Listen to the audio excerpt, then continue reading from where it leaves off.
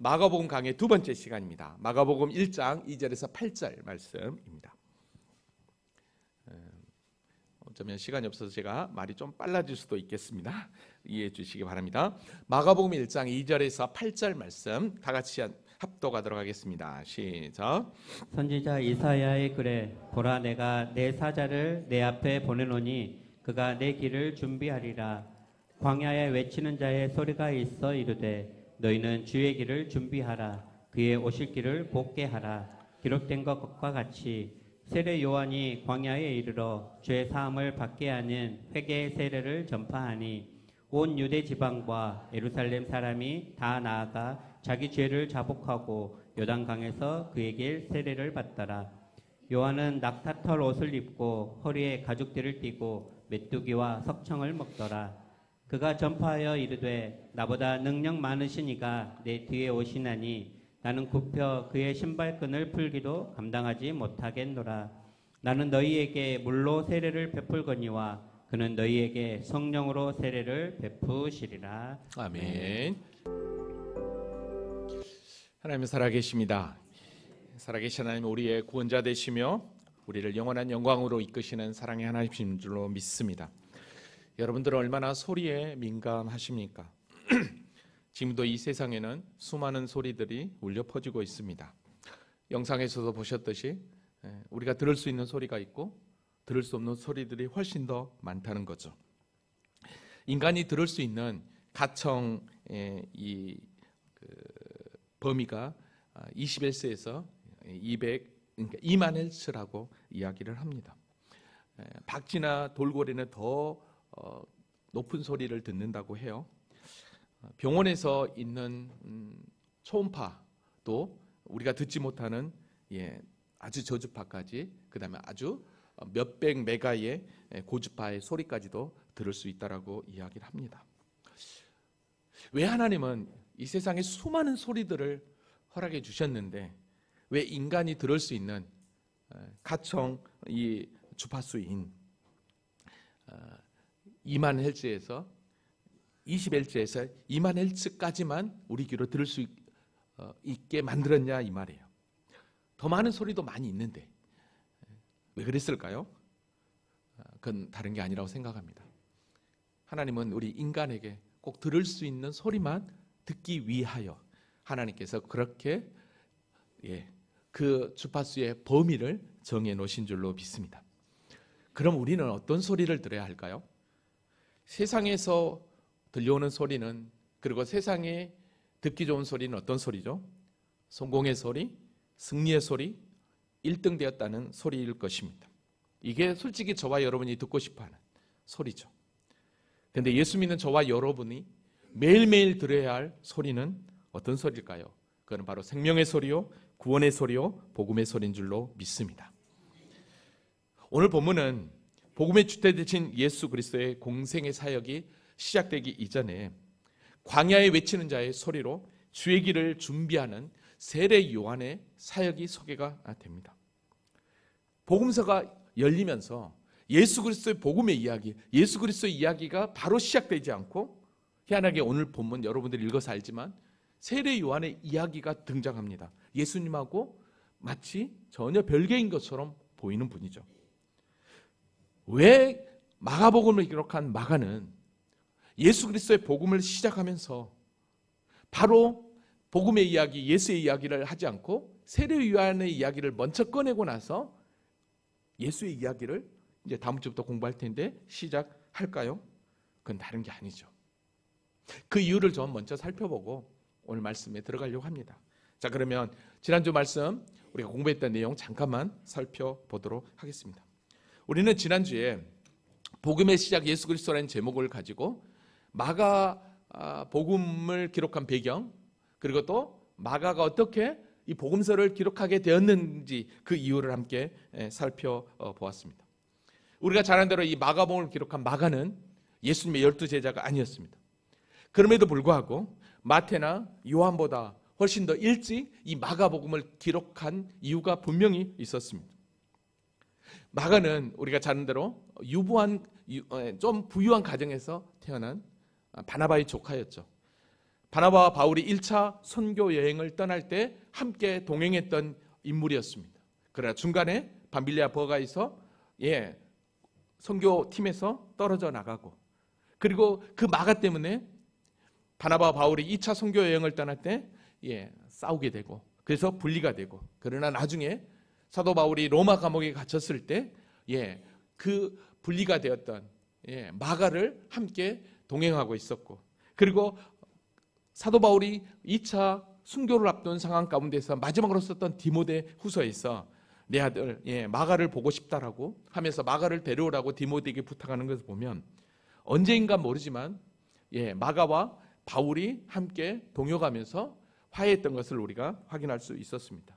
또 마가는 베드로와 함께 사역했던 것을 우리가 확인하게 되죠. 왜냐하면 내 아들 마가라고 하는 표현을 쓰는 걸 보면 마가는 그의 삼촌 바나바를 쫓아다녀서, 그리고 바울과 함께 사역하고 나중에는 예수님의 제자였던 베드로와 함께 사역을 하면서 복음에 대한 이야기, 예수님에 대한 이야기를 풍성히 들었고, 그리고 알고 있었고 이해하고 있었습니다. 자, 그런 상황 가운데서 어떤 일이 벌어졌습니까? 이 마가복음을 기록한 배경은 AD 65에서 70년경인데 로마에 있는 이방인을 대상으로 쓴 편지가 마가복음이라고 그랬는데, 그 마가복음을 쓸 당시에 그 기독교인들의 상황은 어떤 상황이었냐면 바로 로마의 대화재로 말미암아 그 화재를 일으킨 자가 바로 기독교인이라는 이유로 엄청난 환난과 핍박이 임할 때였습니다. 그러다 보니까 수많은 사람들이 다시 한 번 더 어디로 갑니까? 유대교로 돌아가 버리고 다시 예수를 포기하고 세상으로 돌아가는 그들을 향해 그냥 볼 수 없었던 거죠. 그래서 마가는 자기가 사도들에게 들었던 그 예수의 복음, 그 복음이야말로 진짜 우리에게 굿뉴스다. 그분이야말로 우리를 영원한 생명으로 주실 하나님의 아들 예수 그리스도라는 것을 온전히 선포하고, 그래서 그 어떤 시련, 그 어떤 환난이라도 끝까지 믿음으로 승리하기를 원하는 마음으로 마가복음을 기록했다라고 그랬습니다. 그래서 마가복음을 딱 펼치자마자 1장 1절에 하나님의 아들 예수 그리스도의 복음의 시작이다라고 그랬습니다. 복음은 요한겔리온이라는 뜻이었어요. 이 요한겔리온은 굿뉴스는 어떤 의미였습니까? 바로 황제가 자신들을 구원했다라고 하는 황제 성명서였습니다. 전쟁에서 승리한 소식을 전하는 그 요한겔리온이 그들에게는 기쁜 소식, 굿뉴스 복음이었습니다. 그러나 마가는 이게 진정한 굿뉴스 복음이 아니라 오직 하나님의 아들 예수 그리스도가 우리를 위해서 구속하셨고 우리에게 영원한 생명을 주신 하나님이라는 것을 온전히 선포하기 위하여 바로 이 복음의 메시지를 온전히 증거했던 것을 보게 됩니다. 그러다 보니까 헬라어로 아주 융통했던 이 마가는 아람어로 된 그런 말씀들을 헬라어로 또 번역도 하게 되고요. 그 다음에 행동, 그래서 즉시라고 하는 곧, 그런 단어들을 많이 쓰면서 성도들이 바로 참 믿음 가운데 나가기를, 그리고 그 믿음 가운데서 즉시 주님만을 붙잡기를 원하는 마음으로 그런 부사들을 많이 썼다라고 그랬습니다. 특별히 마가복음에서 가장 핵심되는 그런 사상은 바로 섬김, 제자도라고 그랬습니다. 예수님께서 자기 목숨을 위하여 많은 사람을 대속물로 주려고 친히 섬겨주셨던 그 섬김으로 우리 주님을 소개하고 있는 모습이 바로 이 마가복음을 기록한 저자의 그런 모든 모습이었던 것을 보게 됩니다. 자, 여기까지가 우리가 지난 시간 함께 공부했던 내용입니다. 자, 이렇게 마가는 하나님의 아들 그리스도의 복음의 시작이라고 얘기하면서 복음의 문을 활짝 열었습니다. 그런데 문제는 복음의 문을 활짝 열면서 가장 먼저 누구의 이야기를 꺼냈냐면 오늘 보면 2절부터 8절까지 보면 세례 요한의 이야기를 꺼내고 있다 이 말입니다. 도대체 왜 세례 요한의 이야기를 먼저 꺼낼까라는 질문부터 한번 풀어보도록 하겠습니다. 여러분, 성경은 분명히 그냥 되어진 게 아니라 철저한 하나님의 그 언약 안에서 당신의 계획과 섭리 가운데 이 모든 일들이 이루어지고 있음을 믿습니다. 그래서 예수 그리스도의 십자가의 복음의 이야기는 주님이 이 땅에 내려오시면서 그때 시작된 게 아니라 이미 창세전에 당신의 그 계획 가운데서 모든 일들이 진행되어 있었다는 것을 여러분 아시기 바랍니다. 그래서 구약의 성경에는 계속해서 예수 그리스도의 그 십자가의 구속의 그 이야기를 계속해서 선지자나 예언자들을 통해서 선포를 했습니다. 그래서 그 예언대로 선포한 대로 실제 예수 그리스도가 복음으로 오셔서 우리에게 기쁜 소식을 전하기 위하여 이 땅에 친히 오시는 그 길에 앞서 하나님이 언약하신 그 언약의 그 성취가 이제 곧 이루어질 거라고 하는 주의 길을 예비하는 자로 세례 요한이 먼저 등장하게 됩니다.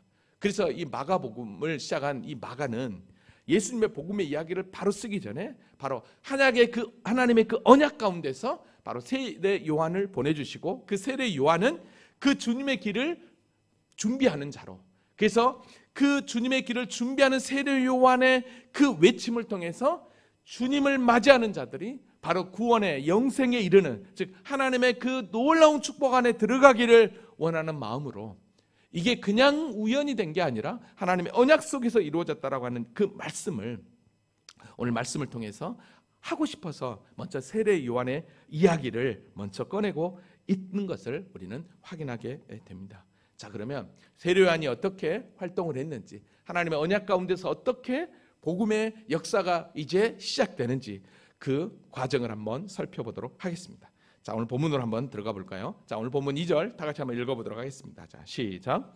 선지자 이사야의 글에 보라, 내가 새 사자를 내 앞에 보내노니 그가 내 길을 준비하리라. 아멘. 자, 선지자 이사야의 글을 보라라고 그랬어요. 자, 근데 선지자 이사야의 글을 보라 하면서 2절에는 선지자 이사야의 글이 아니에요. 3절이 선지자 이사야의 글이거든요. 근데 내가 내 사자를 내 앞에 보내노니 그가 내 길을 준비하리라. 이 말씀은요, 물론 우리가 너무나 잘 아는 말라기 3장에도 나오지만 출애굽기에도 이 말씀이 나오게 됩니다. 내가 사자를 내 앞서 보내리니. 그리고 말라기 3장 1절에 보면 보라, 내가 내 사자를 보내리니 그가 내 앞에서 길을 준비할 것이여라고 그랬습니다. 여기서 앞에 보내노니, 이 앞에라는 단어가 참 중요합니다. 여기서 앞에라는 이 헬라어 단어는요, 프로소프라는 단어인데 어떤 의미로 이 단어가 쓰이냐면, 전쟁에서 승리한 개선 장군이 자신의 고향으로 돌아가기 전에 선발대를 앞서 보냅니다. 그래서 승리의 기쁜 소식을 먼저 전할 때, 그리고 나서 어떻게 합니까? 그 소식을 들은 동네 사람들 어떻게 합니까? 이 개선 장군이 딱 올 때 다 나와서 막 축하하고 박수치잖아요, 환영하잖아요. 그러기 위해서 먼저 선발대를 먼저 보낸다라고 하는 의미에서 앞에라고 하는, 프로소프라고 하는 단어를 씁니다. 자, 그러니까 여기서 보면 내가 내 사자를 내 앞에 보내노니, 이 얘기는 무슨 얘기예요? 바로 하나님께서 장차 우리를 구원할 메시아 되신 예수 그리스도를 보내게 되는데, 그 보내기 전에 앞서 내 사자, 내 심군꾼을 먼저 보내겠다라고 이야기를 하고 있는 것을 보게 됩니다. 자, 그러면서 드디어 이제 이사야에서 말씀을 끌고 옵니다. 그게 오늘 3절 말씀입니다. 광야에 외치는 자의 소리가 있어 이르되 너희는 주의 길을 준비하라. 그의 오실 길을 곧게 하라. 기록된 것과 같이라고 이야기를 합니다. 여러분, 근데 여러분 잘 보세요. 여기 좀 전에 보았던 것처럼 내 사자를 내 앞에서 보낸다, 출애굽기 말씀, 그리고 구약의 가장 마지막 말씀인 말라기서 말씀과 함께 이사야에서 말씀을 끌고 와서 광야에 외친 자의 소리로 주의 길을 준비한다라고 이야기를 하고 있는 것을 보게 됩니다. 자, 그러면 이건 뭘 의미하겠냐는 거죠. 왜 마가는 굳이 이사야 말씀, 광야에 외치는 소리로 주의 길을 준비하며 오실 길을 곧게 하기 위하여 세례 요한이 등장하는데, 그 전에 왜 출애굽기 말씀과 가장 구약 성경 마지막에 있는 이 말라기서 말씀을 끌고 왔겠냐는 거죠. 여러분, 결국 이건 다른 게 아닙니다. 즉, 광야에 외친 자의 소리로 세례 요한이 오지만 주의 길을 준비하기 위해서 오는 그 모든 과정은, 그 뒤에 오시는 분은 바로 누구냐? 우리를 구속하기 위한, 다시 한 번 더 얘기하면 우리를 죄와 사망에서 우리를 출애굽시키기 위한 제2의 출애굽을 하는 분이 내 뒤에 올 거라고 하는 그런 관점에서 출애굽기 말씀과 그리고 말라기서 말씀을 먼저 끌고 와서 광야에 외친 자의 소리로 자신이 주의 길을 준비하고 주의 오실 길을 곧게 하기 위해서 왔다라고 고백하고 있는 것을 보게 됩니다. 여러분, 제2의 출애굽이라고 그랬습니다.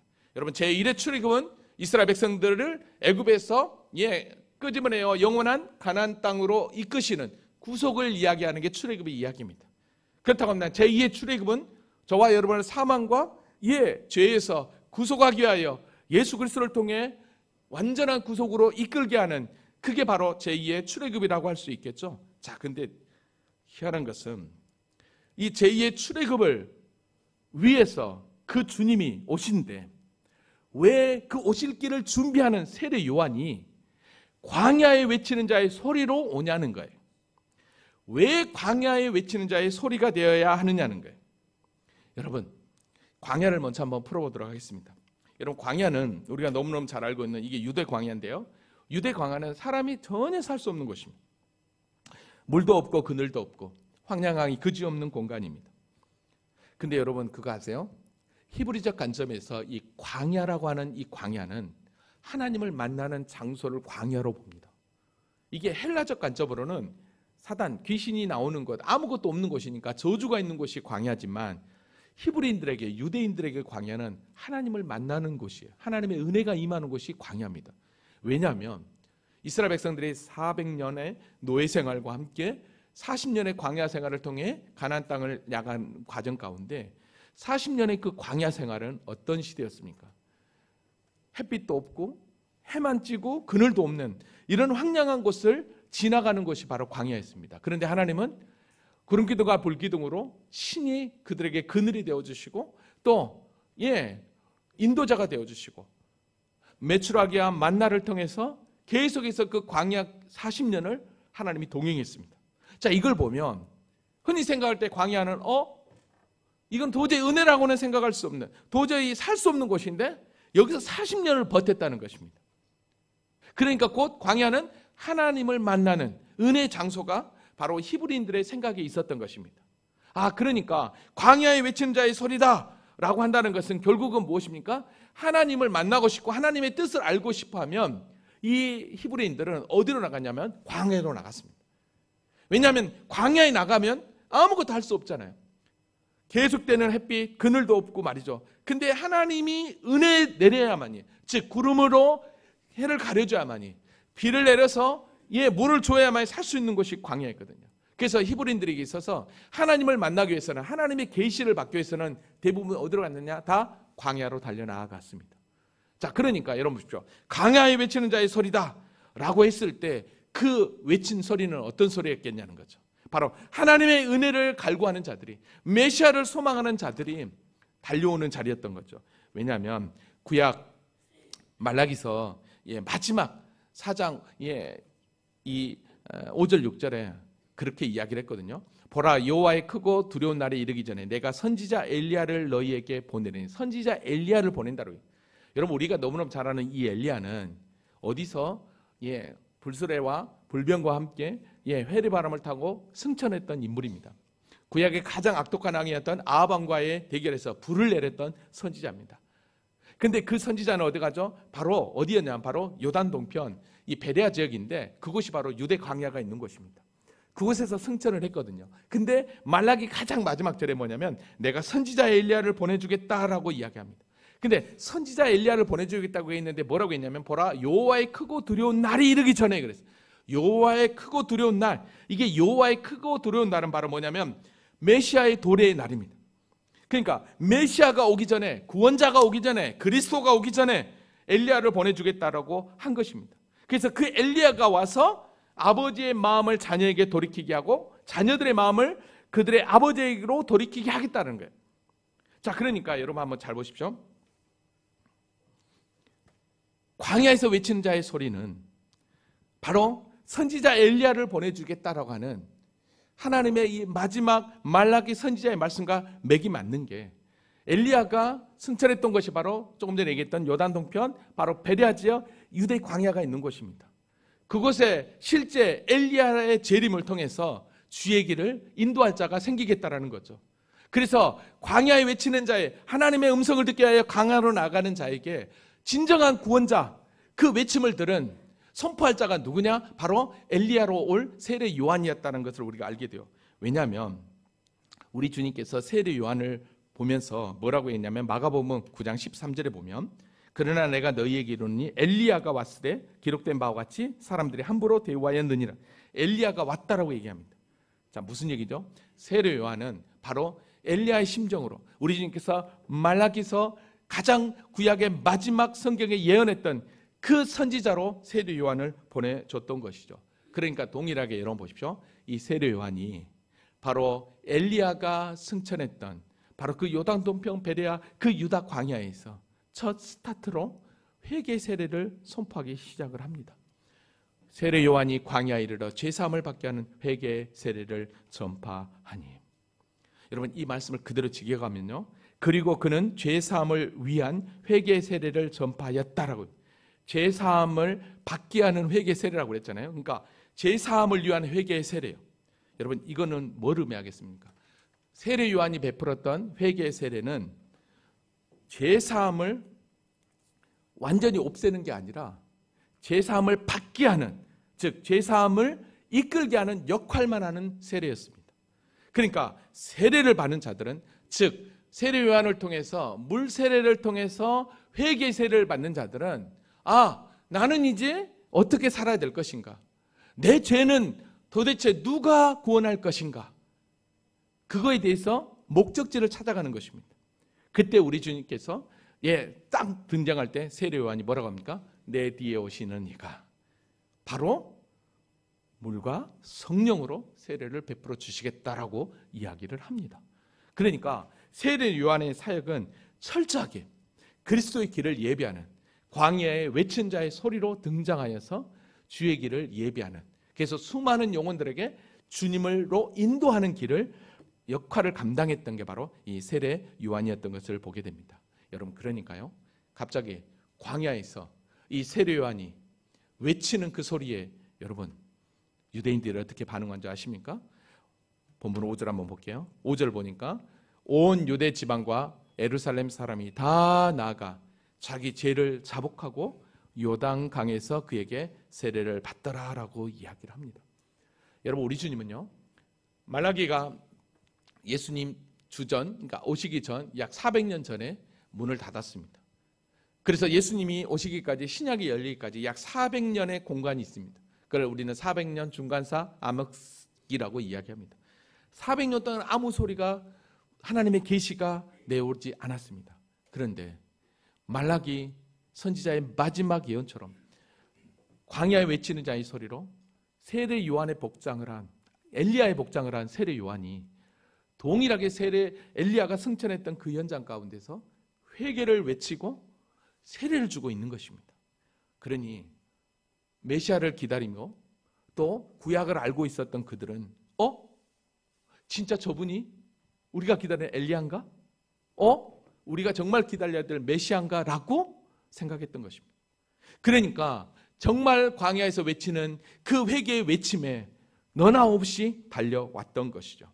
근데 여러분 이들이 너나 없이 달려왔는데요, 세례 요한이 이때 외친 메시지가 어떤 메시지인 줄 아십니까? 이 메시지는 다른 게 아니었습니다. 마태복음으로 가보면 요한이 많은 바리새인들과 사두개인들이 세례 베푸는 데로 오는 것을 보고 이르되 독사의 자식들아 라고 얘기합니다. 누가 너희를 가리켜 임박한 진도를 피하라 하더냐? 그러므로 회개에 합당한 열매를 맺고 속으로 아브라함이 우리 조상이라 생각하지 말라. 내가 너희에게 이르노니 하나님이 능히 이 돌들로도 아브라함의 자손이 되게 하리라 라고 하면서 유대 종교 기득권자들을 향해서 강력하게 외쳤습니다. 그 누구도 지금까지 이렇게 외친 자가 없었습니다. 근데 광야에서 외치는 자의 소리로 이렇게 회개를 외치니까 도대체 저 사람이 누구야? 성경을 보니까 엘리야의 복장이네. 그래서 진짜 엘리야인가? 우리가 기다릴 메시아인가? 라고 해서 어떻게 하냐면 여러분 사람들을 보내게 됩니다. 그게 이제 요한복음에 나옵니다. 요한복음 1장 19절에 보면 유대인들의 예루살렘에서 제사장들과 레위인들을 세례 요한에게 보내어 내가 누구냐? 물을 때 요한의 증언이 이러하니라. 너 누구냐는 거예요. 너 도대체 뭔데 그렇게 복장을 하고 우리에게 그렇게 심한 말을 하고 왜 물세례를 베풀고 있냐는 거죠. 요한이 이렇게 얘기합니다. 요한이 드러내어 말하고 숨기지 아니하니 드러내야 하는 말이 나는 그리스도가 아니야. 나는 그리스도가 아니다라고 얘기합니다. 그러니까 결국 이거였죠. 그들의 질문. 당신 그리스도야? 즉 메시아야? 우리의 구원자야? 그러니까 나 구원자 아니야. 나 메시아 아니야. 라고 이야기를 합니다. 자, 그랬더니 이제 또 물어봅니다. 또 묻대 그러면 누구냐? 내가 엘리야냐? 야, 너 엘리야 맞아? 말라기서 4장에 나와 있던 오실 엘리야가 너가 맞냐는 거죠. 그때 뭐라고 합니까? 나는 아니야 라고. 나 아니야. 엘리야도 아니하다라고 얘기해요. 그러니까 이제 이들이 당황한 거죠. 또 묻대. 그러면 내가 그 선지자냐는 거예요. 그 선지자냐? 그 선지자가 뭐냐는 거예요. 여러분 그 선지자는 어떤 질문이냐면 여러분 신명기 18장으로 가야 합니다. 신명기 18장에 보면 제가 이건 안 했네요. 신명기 18장 5절에 보면 네 하나님 여호와께서 너희 가운데 내 형제 중에 너를 위하여 나와 같은 선지자 하나를 일으키리니 너희는 그의 말을 들을지어다라고 합니다. 나와 같은 선지자. 그 나와 같은 선지자가 바로 오실 메시아거든요. 그러니까 유대인들은 모세처럼 다윗처럼 그렇게 민족을 구원할, 그래서 그 민족을 흥왕케 할 그런 메시아 사상을 갖고 있었습니다. 그러니까 세례 요한을 보고 뭐라고 했냐면 네가 그 선지자냐는 거예요. 나는 아니라는 거죠. 근데 여러분 보십시오. 세례 요한은 분명히 자신의 정체성을 알았습니다. 내가 누구인지. 여러분 그래서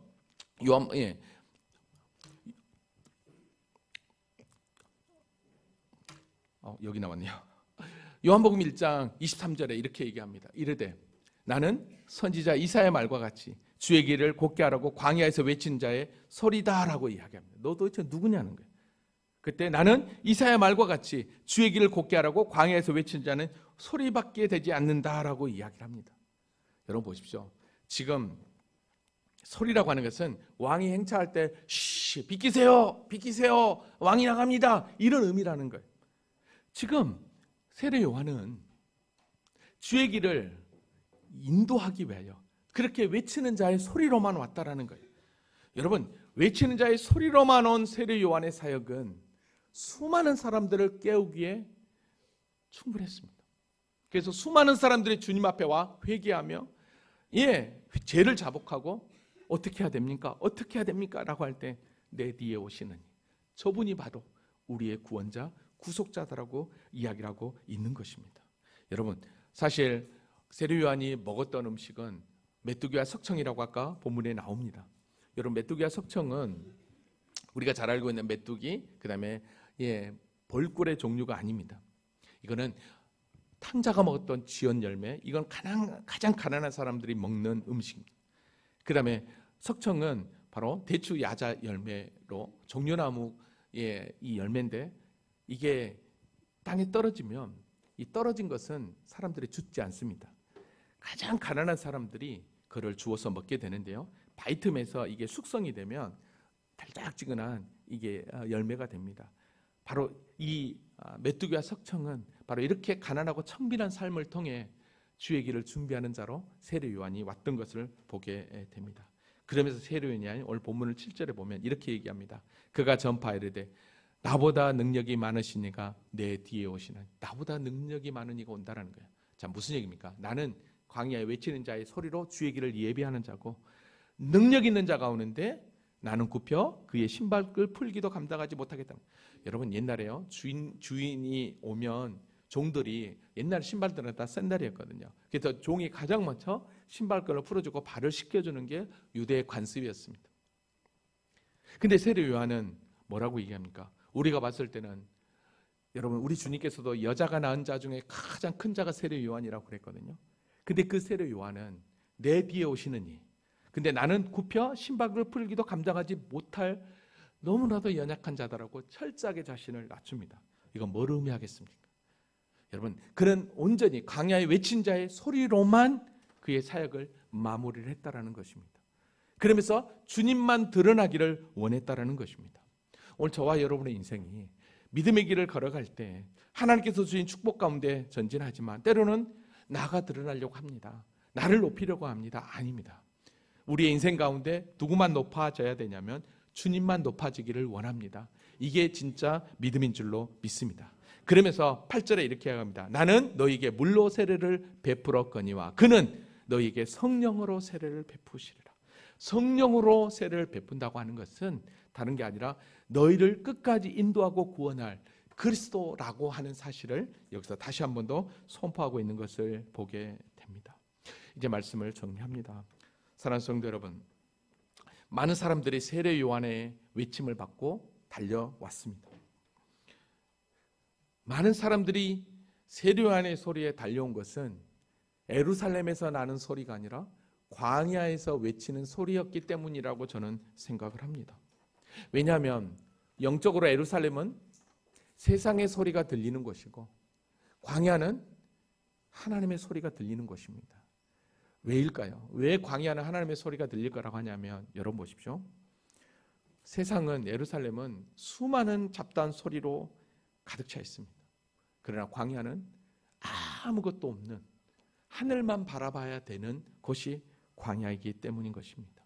무슨 얘기일까요? 오늘 저와 여러분이 믿음의 길을 걸어갈 때 내가 정말 힘들고 지치고 피곤할 때 내가 어디로부터 위로를 받기를 원하느냐라고 할 때, 여러분 예루살렘 세상을 향해 손을 내밀지 말고 여러분 광야로 나아가기를 원합니다. 광야는 주님을 만나는 장소입니다. 주님의 은혜가 임하는 장소입니다.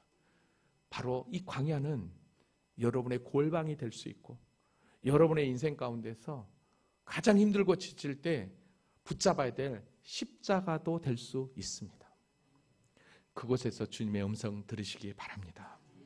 여러분, 광야에 외치는 자의 소리로 등장한 이 세례 요한, 그는 철저하게 주의 길을 준비했습니다. 그가요, 수많은 사람들이 그에게 몰려왔습니다.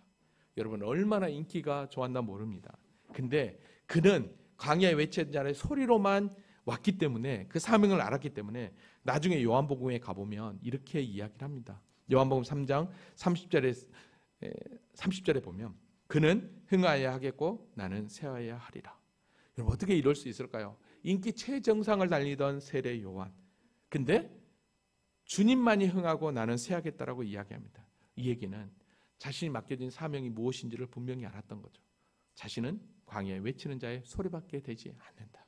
그리고 그 소리를 통해서 주님만 드러나기를 원했다라는 것입니다. 오늘 저와 여러분의 믿음이, 바로 예수의 길을 걸어가는 저와 여러분의 믿음의 삶이 바로 이런 삶이 되어야 될 줄로 믿습니다.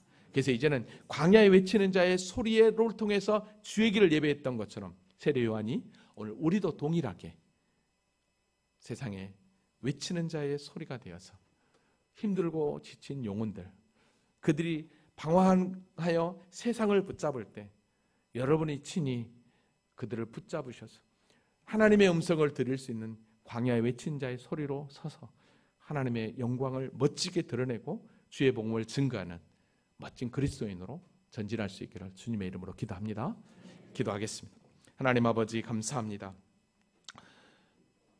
광야에 외치는 자의 소리로 주의 길을 준비하기 위하여 달려온 세례 요한, 그는 끝까지 주님만을 증거하다가 주님의 뜻을 쫓아 전진했던 것을 봅니다.